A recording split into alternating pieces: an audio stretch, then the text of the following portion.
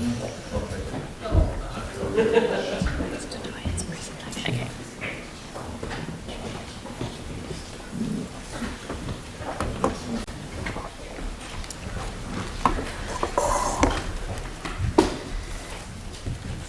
Thank you for the opportunity to be here. I'm Dianne France, a long-time resident of Redcliffs and Communication Coordinator for the Balmoral Lane Association. And the purpose of my submission is to ensure that the footpath is reinstated on the Moa Cave side of Main Road, Redcliffs, to provide safe access for pedestrians moving to and from Redcliffs to McCormick's Bay, Balmoral Hill areas. The safety that will be provided by the replacement must also be considered in the context of the current danger to pedestrians crossing the uncontrolled, unmarked junction of the Causeway, McCormick's Bay, Beachville and Main Roads. The area identified in Section 4, Main Road past Moa Cave in the Littleton to City Corridor Draft Plan.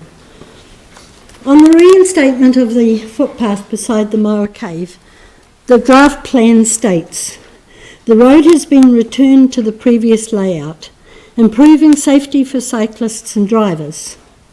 The road has not been returned to the previous layout. A more than 80-year-old footpath on the Moa Cave side of Main Road has not been reinstated. Without the footpath, pedestrian residents, children and visitors must cross Main Road to the footpath on the opposite side, and they have to cross on the Causeway side of Moa Cave. Since presenting our first submission to the Ferrymead Community Board in July 2016, the pedestrian safety in this area has not improved. I would venture to say it has deteriorated.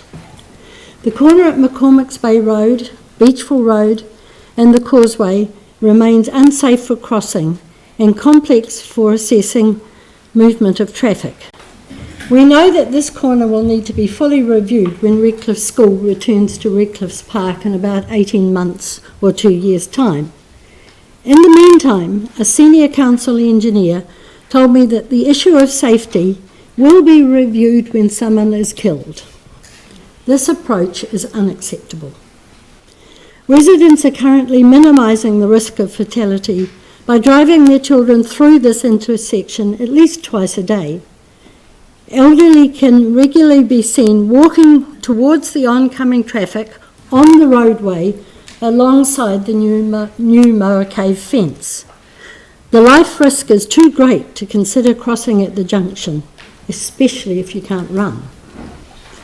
Safety of pedestrians that must cross Main Road at the junction of the Causeway and Main Road, because there is no footpath on the Moa Cave side of the road, has also become more precarious through confusing and potentially dangerous signage.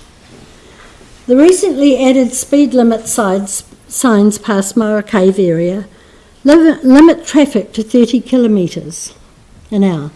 A driver needs skill and experience on this uneven road to track safely past Moa Cave.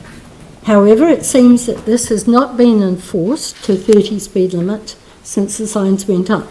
Imagine following a load of portaloos through there at 50 kilometres an hour, and they're all bouncing in different directions and likely to fall on any pedestrians or following cars.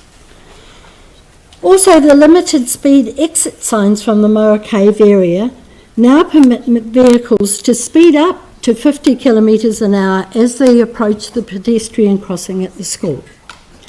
Unbelievably, the signs indicate that traffic can increase speed to 50 kilometres an hour when moving onto the Causeway at the junction where pedestrians can cross the road utilising the safety island. This also increases the risk of vehicle accidents at the intersections, and I have given a handout of photographs, and if you look at pages 1 and 2 you will see the issues that I have raised there. They were taken on Monday last week after I read an article in the paper, so they're not posed photos at all. The safety islands are small, almost impossible for those with buggies or bikes. My 12-year-old grandchildren describe the safety islands as terrifying when the large trucks and buses race through close to where they're standing. A wait is necessary as it is rare to find gaps in the traffic on both halves of the road concurrently.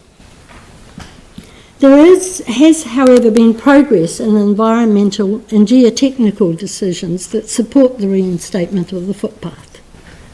A second quote from the draft plan is not now current in May 2017. It stated, "Now the containers are gone, permanent security fences have been put in place to prevent people accessing the areas where there is still risk from rockfall and cliff collapse."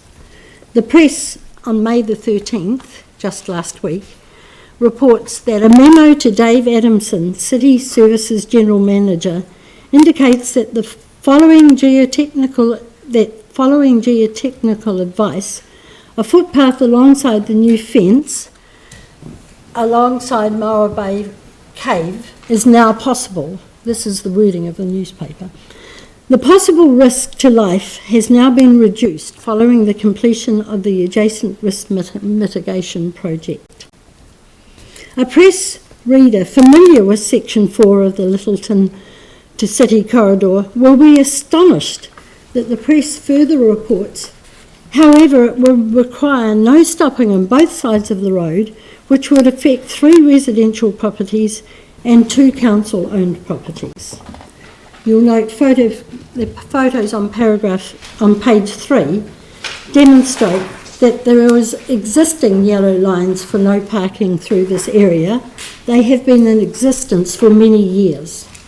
Therefore, the roadway without parking and a footpath would indeed be returned to the previous layout as stated in the plan. The report also states the bus stop would need to move. The photographs supplied show that the bus stop is on a wider portion of road and not on the area being considered. This submission requests that on the current roading budget for safety, the footpath past Moa Cave is reinstated, that the road surface is realigned and sealed to an average driver state, that interim safety adjustments are made to the safety islands at the junction, awaiting full assessment and budgeting for the long-term traffic needs on this corner. Also, that the temporary 30 to 50 km/h speed signs are immediately changed to ensure greater safety for pedestrians at both recommended crossing points. I submit that the Section 4 portion of the Lyttelton to City corridor past Moa Cave and the entrance and exit to the causeway requires urgent funding and attention for safety. Please do not wait for the inevitable fatality to investigate it. Thank you very much. That's a very detailed submission, and you've covered I think all of the points that need to be raised. Obviously, you know, it's a technical submission as well, so we'll certainly take advice on it and consider it in the context of the plan. Thank you very much. Thank you. Thank you.